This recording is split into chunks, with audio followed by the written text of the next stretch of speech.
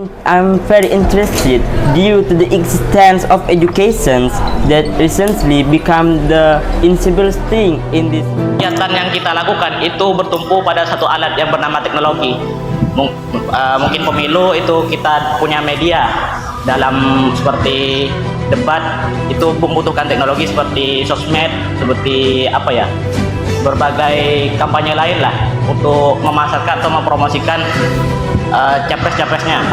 Ini semua kegiatan, semua yang kita lakukan ini bertumpu kepada satu alat yang bernama teknologi. Jadinya disrupsi teknologi di sini saya pilih karena ketika ada perubahan teknologi berarti semuanya itu berubah seperti itu. Apa? Menyatukan menurut Yuval Noah Harari. Karena ini kan umum. Disrupsi teknologi abad 21 ini umum. Jadinya direkomendasikan oleh pembimbing saya Pak Sanusi Ramli itu agar menspesifikasikan atau mengkhususkan penelitian ini. Jadinya saya ngambil pandangan orang, yaitu Yuval Noah Harari. Mengapa Yuval Noah Harari? Bukan yang lain. Karena jujur saya terpukau kepada 3 buku yang dimiliki oleh Yuval Noah Harari. Yang pertama itu 21 Lesson for 21 Century, yang kedua itu Homo Deus, yang ketiga itu Sapiens, yang sudah saya resensi di. Baik, itu alasan kamu sudah sangat lengkap. Saya memang juga bertanya, kenapa kemudian Yuval itu dihubungkan dengan saya? Padahal Yuval itu salah satu penulis buku yang berjudul Sejarah Singkat Manusia dari Zaman ke Zaman. Ini kok dihubung-hubungkan dengan teknologi?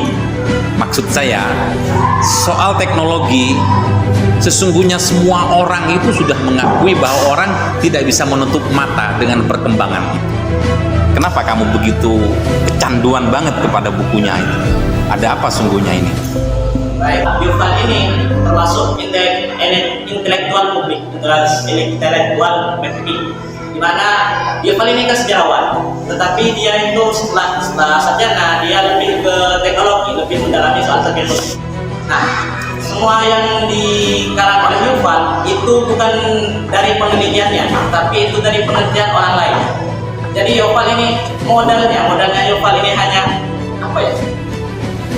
Modalnya Yuval itu tidak berbasis penelitian karena semuanya itu anggap sudah dialami. Pasarnya itu copy paste dari orang lain. Jadinya dia bermodal membaca, tidak bermodal meneliti.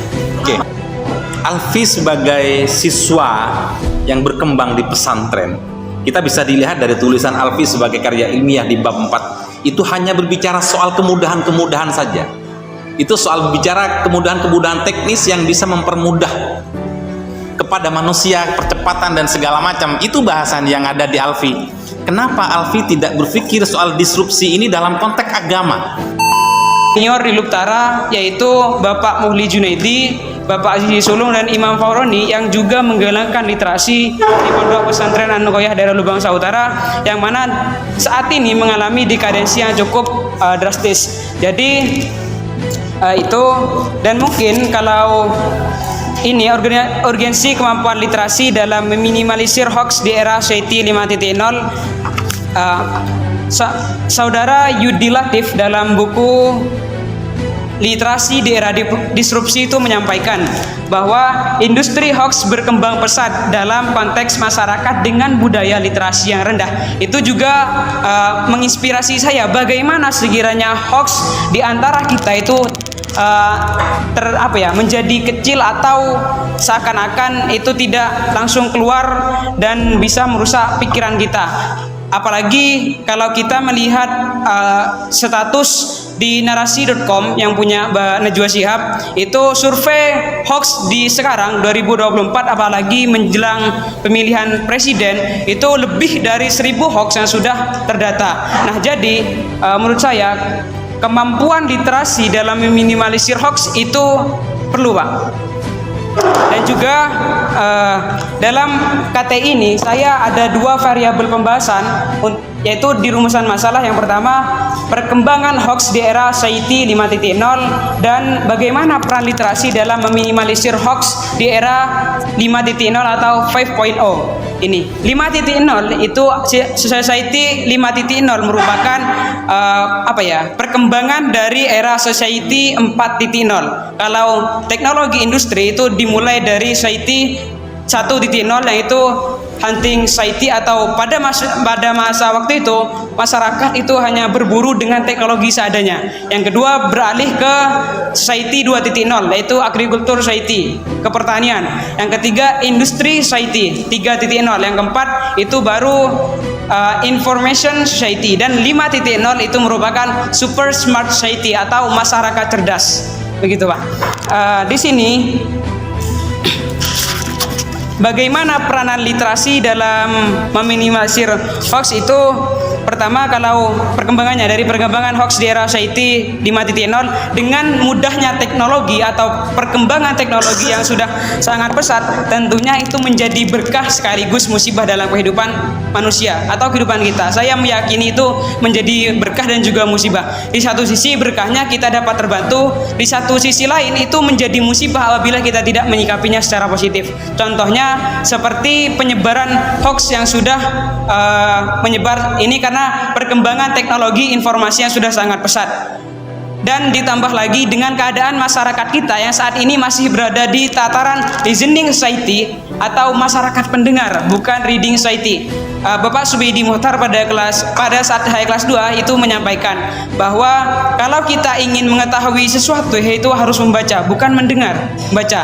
Terus seorang kakak senior saya di pondok, Kak Bapak Imam Haurani, itu mengatakan bahwa pengalaman terbaik dalam kehidupan itu membaca.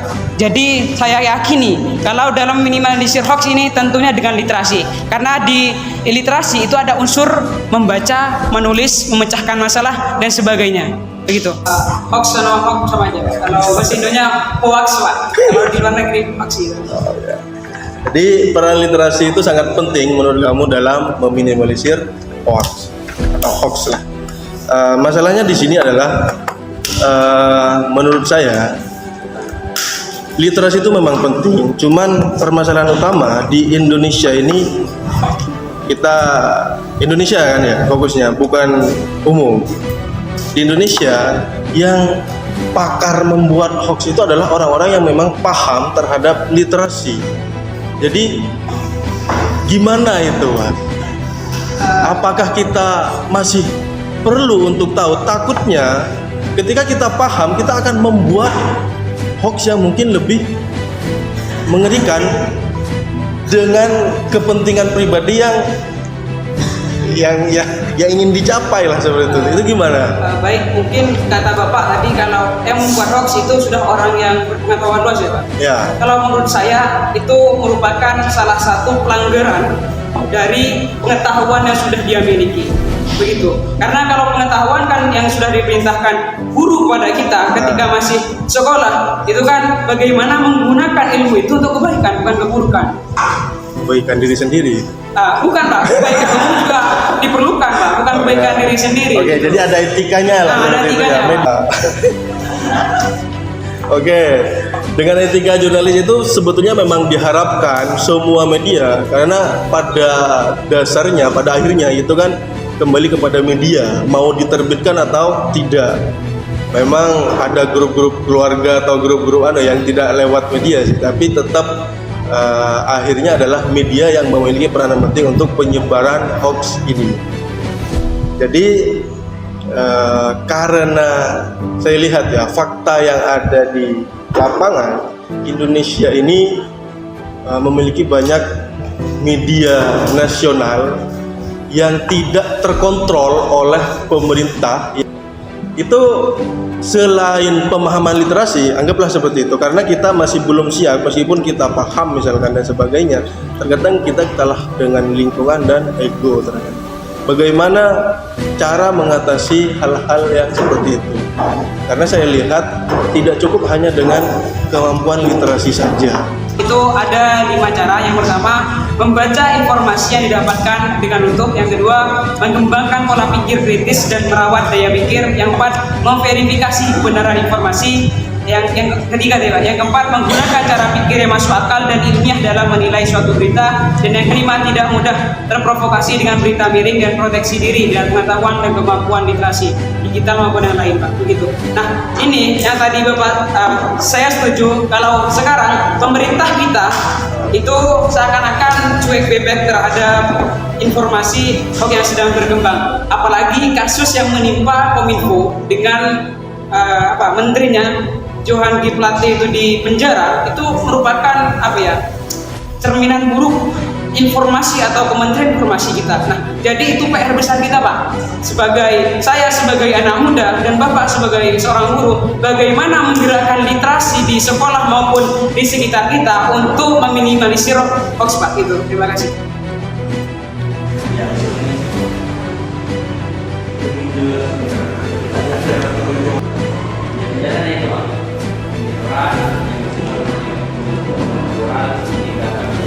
Tetapi ada sisi positifnya ketika UMKM ini diakses contohnya di TikTok Shop, maka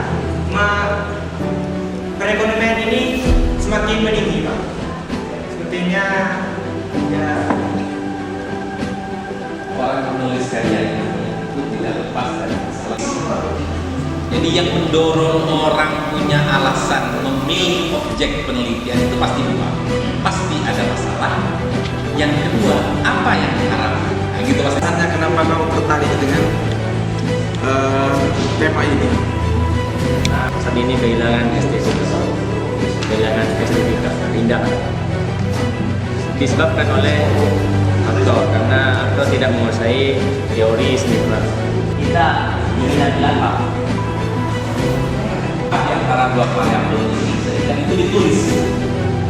Tidak mungkin karya ilmiah itu ditulis tanpa masalah. Maka semua penulisan karya ilmiah itu pasti ada masalah, lalu kemudian ditulis. Masalahnya Negatif. Jadi saya akan membahas tentang TikTok Shop terhadap usaha mikro kecil dan menengah di Indonesia. Cukup itu. Zayan, can you tell me what your paper is all about? Yes, okay, I will begin. My short paper is about the role of education in building students' character. Okay, that's good.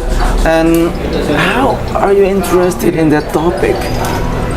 I'm very interested due to the existence of education that recently become the invisible thing in this modern era. Why do I say so? Because every human will need education.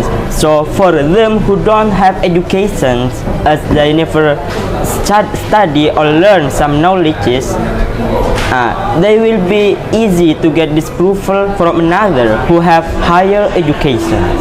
So that's why I wrote this term, especially the role of education in building students' character. Terima kasih telah menonton channel SMA Anukoya. Selanjutnya, jangan lupa subscribe, like, comment, share, dan join sosmed lainnya SMA Anukoya. Aktifkan lonceng YouTube agar Anda bisa menerima notifikasi video terbaru SMA Anukoya.